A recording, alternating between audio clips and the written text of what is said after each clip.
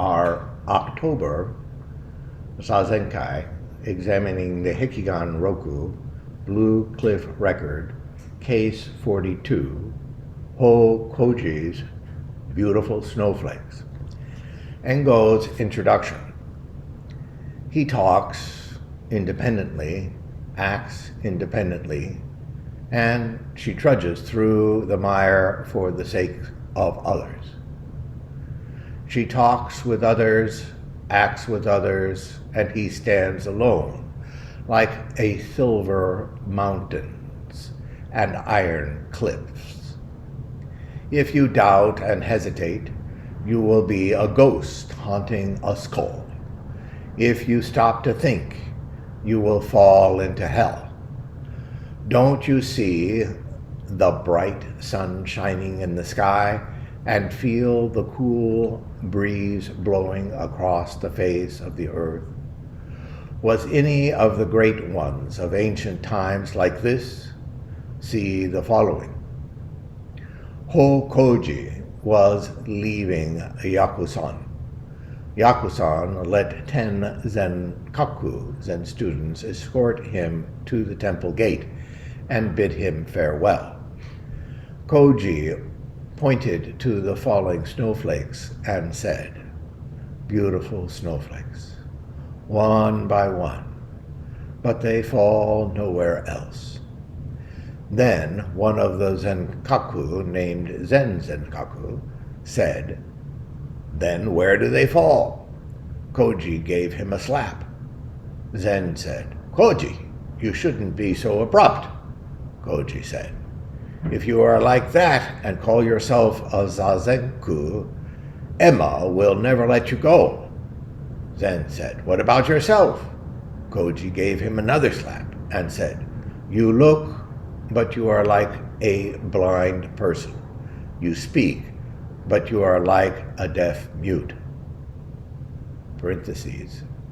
Teisho adds his comment. "Why didn't you hit him with a snowball in place of your first question?"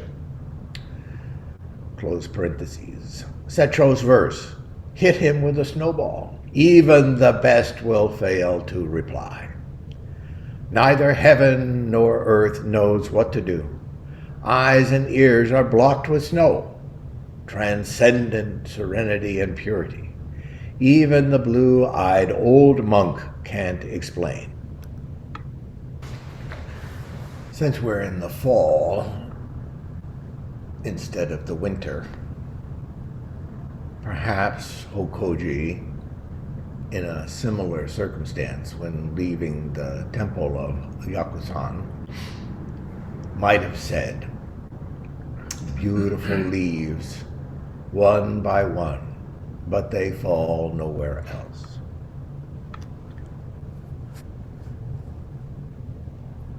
The leaves of autumn become very colorful. I've been taking pictures of them on my bike rides. And indeed, they are so beautiful. The mix of greens and yellows and oranges and reds.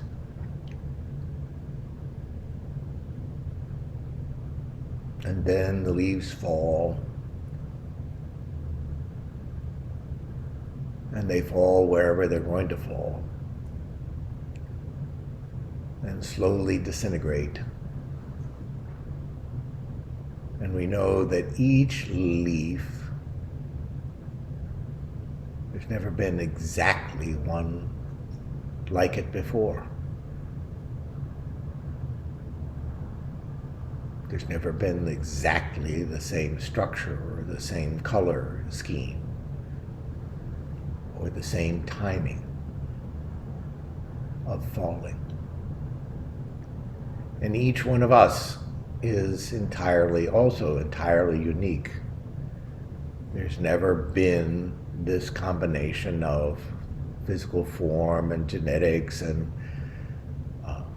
generational history and education and all the ways that we might choose to define ourselves makes a package of compressed light or stardust with water neat little piles of compressed light that have never been in this orientation before and will never be again. With the one caveat that if universe is infinite, has infinite amount of time, maybe everything recycles, because at infinity, what can you say? Get lost in that. In any case, never, ever, ever has there ever been this pile of stardust sitting around this room, or this leaf, or this snowflake. All characters that have never been before and will never be again. Speaking of characters that have never been before and never been again, all of you know that I'm a dog lover. I love all kinds of animals, and I've been very close to cows and horses and goats, pigs, chickens, when I would spend summers on my aunt's ranch in Montana. And cats, of course. When I was in Los Angeles, we'd have occasionally cats and dogs, but mainly dogs. I spent the first 3 months of my life, I don't remember this, in a crib in my grandmother's house. And my grandmother's dog, Chris, would sleep under my crib, I'm told. And I got to know this dog as I grew up as a small child. I was always very often over at my grandmother's place, and I would know Chris, who was a German Shepherd, and her offspring, which was Saja. And Saja had a very bad temper and had been put through some awful training to be a kind of guard dog, and was potentially vicious to anyone that he didn't know. And there was an enclosure outside my grandmother's house, and I would tease the elementary school students as I would go to my grandmother's house after school and walk up to this, what seemed like extremely vicious dog, and inside of its small enclosure, and just walk in like a lion tamer going into a lion's den. And this was Saja, and I was very close to Saja, another big German Shepherd. I was a small kid. Then there was timber when I lived in a small lodge somewhere between Sacramento and Lake Tahoe, closer to Lake Tahoe, in the woods, and my whole family was managing this lodge and gas station and bar and restaurant, and my great-grandmother and my aunt and my mother and my father, we were all running this place. And I was just a small kid. The year was 1963. I was in 4th grade, went to a 2-room schoolhouse, but we had timber amongst other animals. It was very close to timber. Timber got run over by a car on Highway 50 and needed to be put out of its misery. And I remember Timber's mother sitting on the bench by the lodge, just shaking, knowing that something awful had happened to her offspring. We found Timber scratching on the pavement near the edge of the highway. Then a little later, my family moved back to LA, and was a Scamp. Small, very sharp dog who could jump fences. And then Spud, a mix of a collie and a Saint Bernard, and a beautiful coat, who was taken care of by Cheetah, the cat, when he was a puppy. Cheetah had lost her litter, and the puppy, this very small puppy, had very big feet and would step on himself. And Cheetah would jump on the puppy and pull him down and clean him with her tongue until Cheetah could walk under Spud. Spud was a very big dog that would pull me around on my skateboard throughout the neighborhood. Then there was more dogs here in Seattle. There was Bruno. Bruno showed up in many Teishos. Then there was Anna, dog, showed up in many Teishos, and Melanie, and now there's Charlie. And Charlie shows up in Teishos. And each one of these dogs, as a small child and as an adult, I've been very, very, very close to. Such loving companions. Each one entirely unique, each one with their own individuality, and they're all gone except for Charlie. And Charlie, too, will probably leave before I leave this planet in this form. I'm about to have my 69th birthday, which would mean that I'm entering my 70th year as this compressed form of light, now called Genjo, but as a kid called Tony.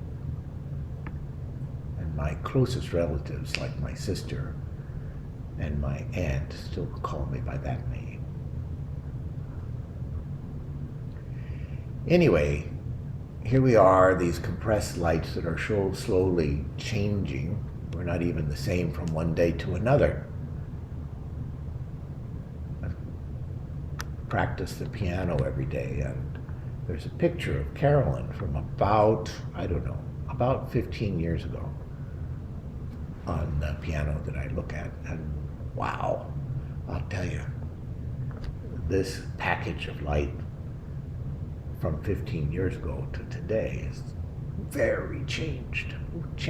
We're all changing. We're not very consistent packages of light. We're all aging. Aging and temporary.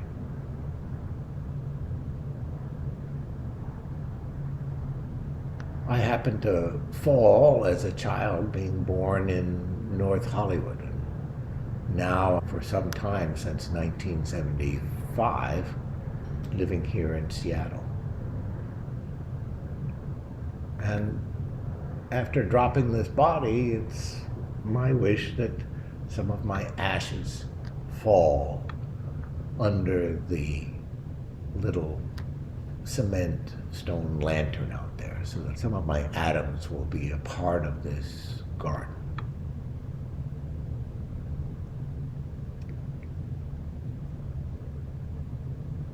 Every snowflake, each person, each animal, each leaf, entirely unique and temporary, impermanent.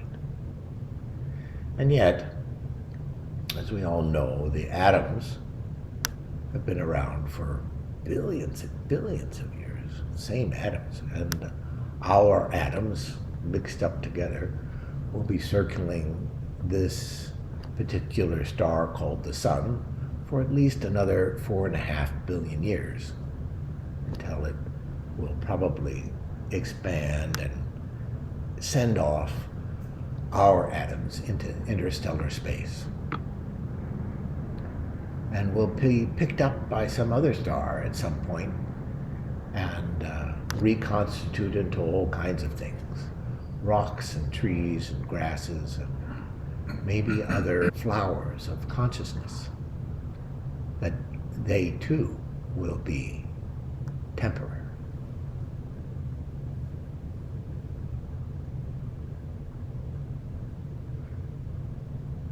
Chobo-Ji, Ho was his family name, and Koji is the title of respect for a lay Zen student.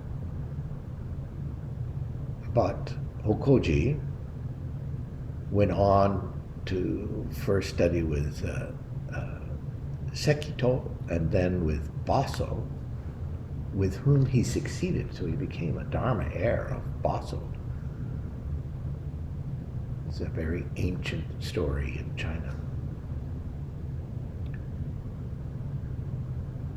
So we get the idea that Chobo-Ji knows his stuff. And after spending time, in this case with Yaku-san, he is respected enough to be escorted to the temple gate in winter for a farewell departure. And Koji sees some falling snowflakes and says, "Oh, these beautiful snowflakes, one by one, and they fall nowhere else."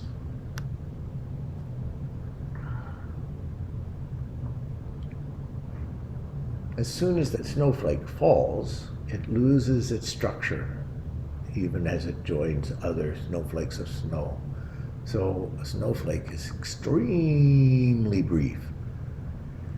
And from a geological time or universal time, so are we. We are all as brief and as unique as these snowflakes.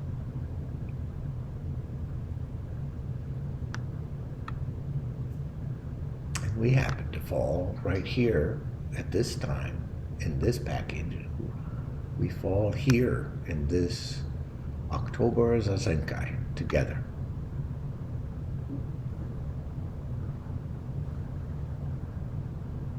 We happen to be nowhere else. There's a certain, I hope you can feel it, in me as I tell you the story of the dogs in my life and how all of us are temporary as snowflakes. That there's a certain melancholy in that. It's unavoidable, meeting impermanence as we do. Zenkaku, one of the people who had been sent by Yaku-san to see Chobo-Ji off, begins a sort of Dharma dialogue. Then where do they fall? What's he getting at with this question? Is he asking Chobo-Ji something about impermanence, or trying to be wise, or maybe flippant? I don't know. But clearly, Koji was not very impressed and gave him a slap. Like, you Dumkov. Missing entirely the reality, the seriousness, the somber melancholy of impermanence.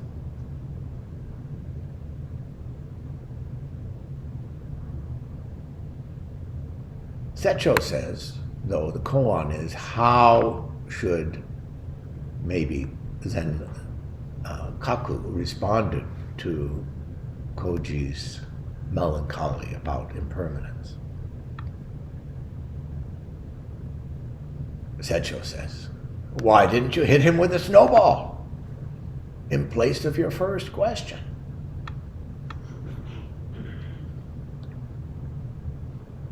And continues in his verse, hit him with a snowball, hit him with a snowball. Even the best will fail to reply. One aspect of the koan is, if you were hit with the snowball just then in the midst of your melancholy about impermanence, how would you have responded? Teisho goes on, neither heaven nor earth knows what to do in such a situation if you're hit with a snowball. Your eyes and ears are blocked with snow. And in such a moment, transcendent serenity and purity, even the blue-eyed old monk Chobo-Ji can't explain. It's interesting that Secho really answers the koan for us. When you come to this koan, be sure to throw the snowball.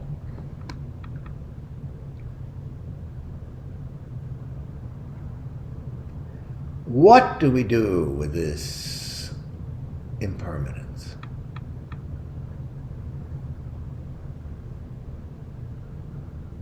Of course, on occasion we'll be shedding some tears. And in the midst of this reality of impermanence, how shall we proceed? Secho's comment, why didn't you hit him with the snowball? Tells us how we shall proceed. Not to make light of impermanence or our tears when someone close to us dies, or we find ourselves in some way mortally wounded. How shall we proceed?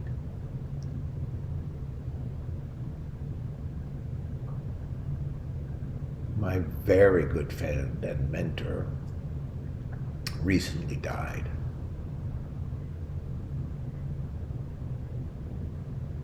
He had a cancer diagnosis and was told that even with treatment, he probably wouldn't live more than 2 years, and that's exactly how long he lived.